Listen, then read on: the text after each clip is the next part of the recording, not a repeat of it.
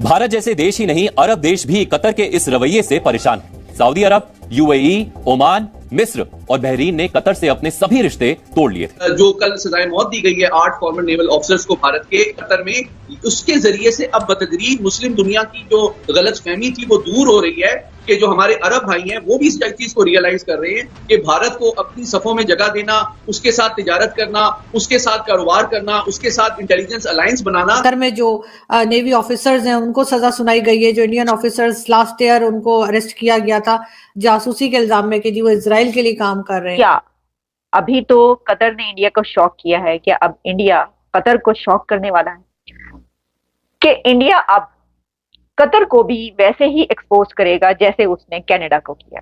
पाकिस्तान में बैठी है, मुझे ये पता है कि कुछ ऑर्गेनाइजेशंस जो फैटफ है, आईएमएफ है, वर्ल्ड बैंक है, यहां पे भारत का बहुत ज्यादा इन्फ्लुएंस है, बहुत ज्यादा इन्फ्लुएंस। फैटफ में, बल्कि मैं समझता हूं कि फैटफ में जितना सा पाकिस्तान रहा है, मैंने उस पर रिसर्च की थी कि फैटफ पे कि वहां कौन कौन से ममालिक का सबसे ज्यादा इन्फ्लुएंस है। Bharat is one of them. यकीनन कोई एक्शन लिया जाएगा, किसी तरीके से कोई तरीका ऐसा निकाला जाएगा, कोई उनसे बात की जाएगी। हो सकता है डॉक्टर जयशंकर वहां पर जाएं, बात करें, या फिर किसी भी तरीके से जो है इस स्टेप को कतर को करने से रोका जाएगा। इंडिया की तरफ से बहुत सख्त इसके ऊपर ये आया है कि वह सख्त सदमे में है। उनको इस चीज पर बहुत ज्यादा अफसोस हुआ है। जो उनकी फॉरेन मिनिस्ट्री की तरफ से जो अभी तक हमें स्टेटमेंट नजर आ रही हैं या उनकी तरफ से क्या एक इम्प्रेशन मिला है, वो ये है कि बहुत सख्त सदमे में है। और ये जो कुछ हुआ है इसके ऊपर वो अब ये देख रहे हैं कि क्या लीगल ऑप्शन इख्तियार करें। जय हिंद दोस्तों, कल के वीडियो में मैंने बोला था कि भारतीय सरकार ने दोहा कतर सरकार पे बहुत बड़ी फैसला लेने वाला है। और सच में दोस्तों, भारतीय सरकार ने आज दोहा कतर के ऊपर एक बहुत बड़ा फैसला ले लिया है, जिसमें बताया जा रहा है दोस्तों कि 8 इंडियन नेवी अधिकारी को दोहा कतर सरकार ने फांसी का सजा सुनाया था।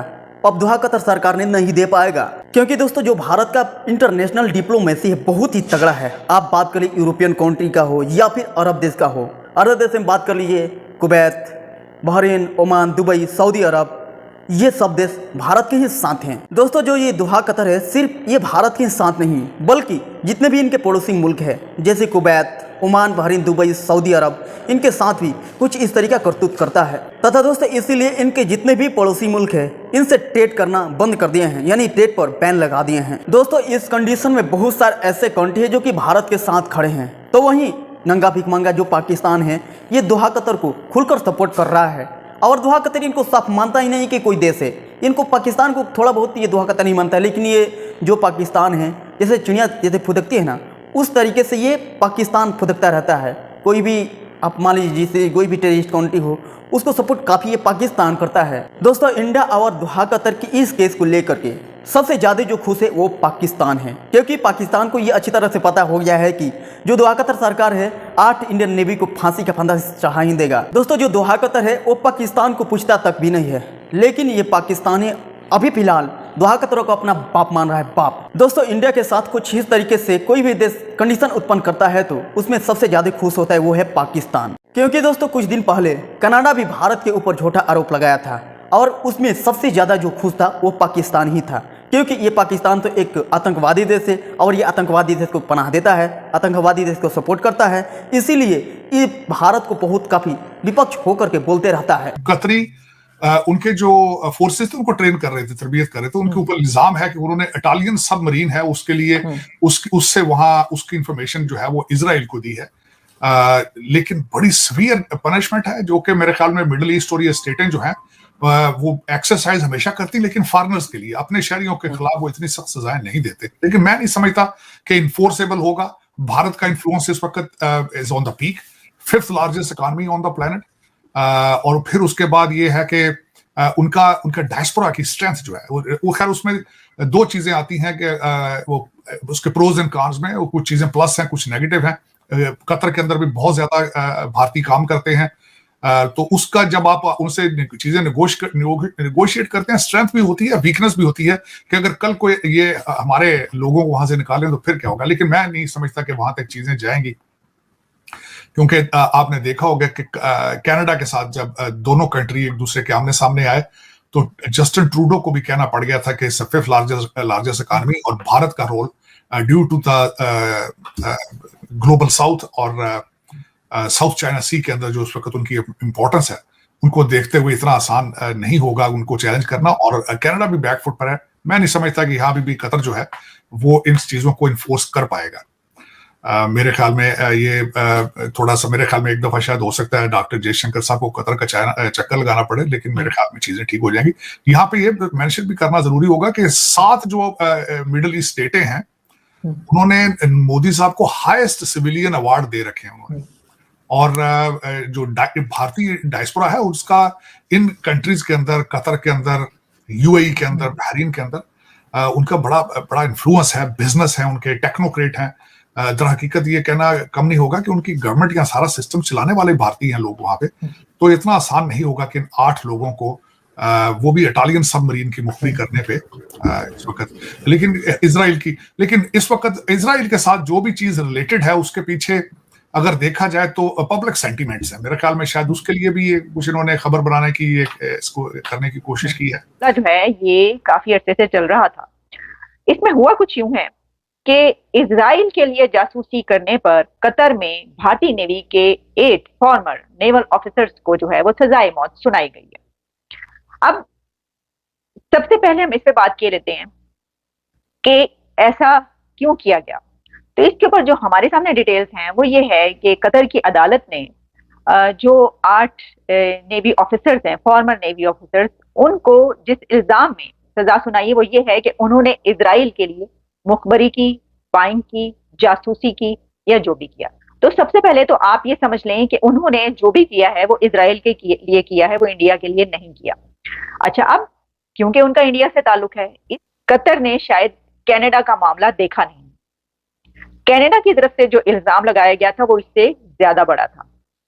और ये तो मामला एक आप कह सकते हैं कि थर्ड कंट्री भी बीच में आ गया कि उन्होंने अगर कोई जासूसी किया या कोई ऐसा भी कदम उठाया है तो ये किया है इजराइल के लिए। जबकि जो कनाडा का मामला था तो कनाडा ने तो ये कहा था कि हमारे मुल्क के अंदर जो है ये कत्ल हुआ है और यहां से करवाया गया। लेकिन उसके ऊपर जो इंडिया की तरफ से स्टैंड किया और उसके बाद जैसे उस मामले को टेकअप किया इंडिया ने और किस तरीके से एक्सपोज किया, और यहां तक फिर मामला पहुंचा कि कनाडा को लेने के देने पड़ गए और वो यहाँ पर जस्टिन ट्रूडो यहाँ तक कहने पर आ गए कि हम तो बड़े अच्छे ताल्लुकात चाहते हैं। और फिर इंडिया ने फिर पीछे नहीं हटा। वो इंडिया ने कहा भाई अब तो हम पीछे नहीं हटेंगे, अब हम तुम्हें बताएंगे कि ये जो तुमने किया ये क्या किया। और उसके बाद हमने देखा कि इंडिया की तरफ से कहा गया कि अपने डिप्लोमेट्स वापस ले जाएं। 41 डिप्लोमेट्स को उन्हें वापस ले जाना पड़ा और उसके बाद भी अभी भी यही हो रहा है कि ताल्लुकात बेहतर हो जाएं। इसकी वजह क्या है? इसकी वजह आप जानते हैं कि इंडिया एक ताकतवर कंट्री है और खासतौर पर जब इकोनॉमी है तो इस वक्त दुनिया भर की इकोनॉमी जो फ्लरिश कर रही है, वो जो फैक्ट्स एंड फिगर्स, जो रेटिंग, सब बातें वो ये बताती हैं कि कोई भी कंट्री नीचे जा सकता है लेकिन इंडिया इकोनॉमी में नीचे नहीं जा रहा और पूरी दुनिया ये चाहती है कि वो अपना इसके साथ बिजनेस करे। ऐसी सूरत में क्या कतर वो कंट्री के जहां पर इंडिया के बेशुमार लोग काम करते हैं, ठीक है जनाब, हजारों लोग वहां पर इंडियन ऐसे हैं कि जो काम करते हैं, बड़ी अच्छी अथॉरिटीज हैं वहां पर, बड़े अच्छे उसमें महकमों में काम कर रहे हैं। इंडिया की और कतर की जो ट्रेड है और जो एग्रीमेंट्स हैं वो भी बड़े पैमाने पर हैं। इंडिया के और कतर के जो रिलेशंस हैं वो भी बड़े अच्छे रहे, बल्कि हमने ये देखा कि इंडिया के प्राइम मिनिस्टर नरेंद्र मोदी साहब जब गए तो वो कतर के जो हैं जनाब, उनसे उनकी मुलाकात हुई और ये पहला विजिट ऐसा था। और उससे पहले सुषमा स्वराज भी वहां पर गई थी। तो जो रिलेशंस हैं वो तो बहुत अच्छे हैं। तो सवाल ये पैदा होता है कि कतर की तरफ से ये बताया क्यों नहीं गया। यानी देखिए ना, इससे पहले ऐसा होता है कि वो पूरे जो अदालती कार्रवाई है वो चलती है। इंडिया की तरफ से एक सवाल ये उठाया गया, ये जो अभी तक हमें स्टेटमेंट किया नजर आ रहा है कि क्या से आई है इंडिया की तरफ से, तो वो एक उसमें ये बात भी है कि ये जो कार्रवाई है, अदालती कार्रवाई, जो कुछ हुआ उसको सीक्रेट रखा गया है।